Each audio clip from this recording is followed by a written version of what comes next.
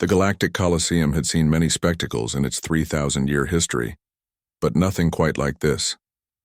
17 species had sent their finest warriors to the death arena, each confident that their champion would claim the ultimate prize dominion over the contested Kepler 442 system and its 3 habitable worlds.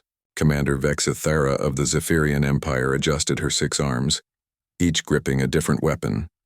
Her chitinous exoskeleton gleamed under the arena's harsh lights as she surveyed her competition. The massive Corvan berserker, Thrak-Gul, stood, nearly 4 meters tall, his crystalline hide refracting the light into deadly prisms. The ethereal assassin, known only as Whisper, flickered in and out of visible spectrum, while the cybernetic Nexus warrior hummed with integrated weaponry. And then there was the human. Marcus Chen sat cross-legged in the corner, eyes closed, breathing slowly. He wore simple combat fatigues and carried nothing but a standard plasma rifle and a curved blade at his hip. The other champions had initially dismissed him. Humans were new to the galactic stage, their planet only recently discovered after they'd invented faster-than-light travel a mere 50 years ago. "The meat bag meditates before death," Thrak-Gul rumbled, his voice like grinding stone. "How quaint." The arena master's voice boomed across the stadium.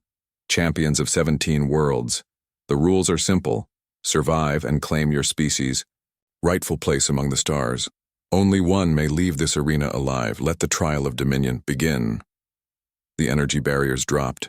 Chaos erupted immediately. Vexithera's weapons sang through the air as she engaged 3 opponents simultaneously.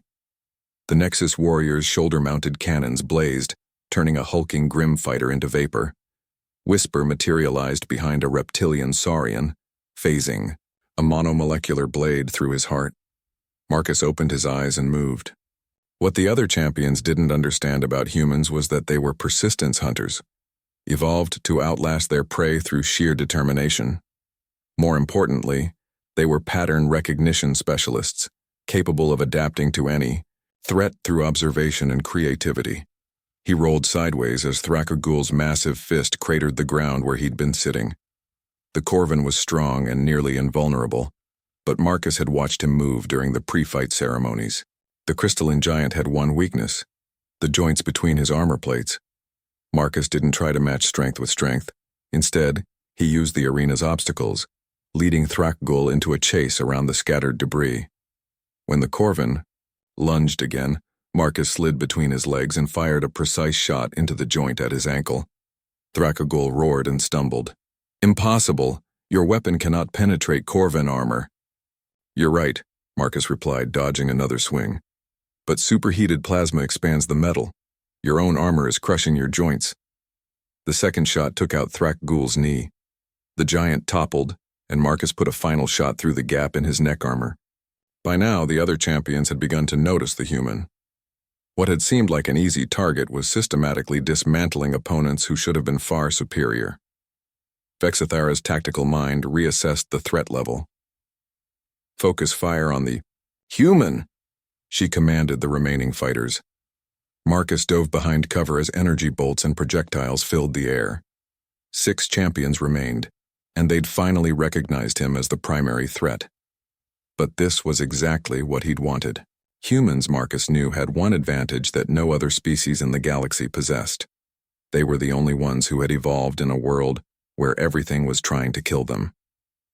Earth's environment had forged humans in a crucible of predation, disease, and natural disaster.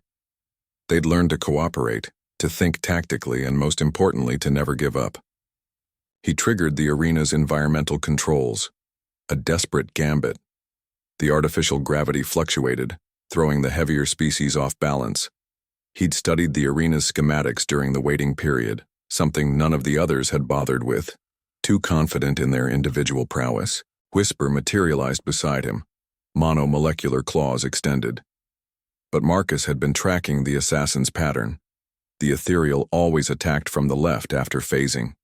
He spun right and drove his blade through where he knew Whisper would be.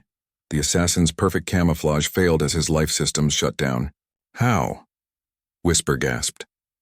"You're predictable," Marcus replied. "All of you are. You rely on superior strength, speed, or technology. You never learned to adapt. The Nexus warriors' targeting systems locked onto Marcus, but the human was already moving. He'd noticed that the cybernetic champion's enhanced reflexes created a processing delay when switching between multiple targets. Marcus grabbed Whisper's corpse and hurled it at the warrior just as his systems recalibrated. The distraction lasted only a fraction of a second, but it was enough. Marcus's plasma bolt found the warrior's power core. 3 left. Vexithara realized the horrible truth. The human wasn't winning through superior ability.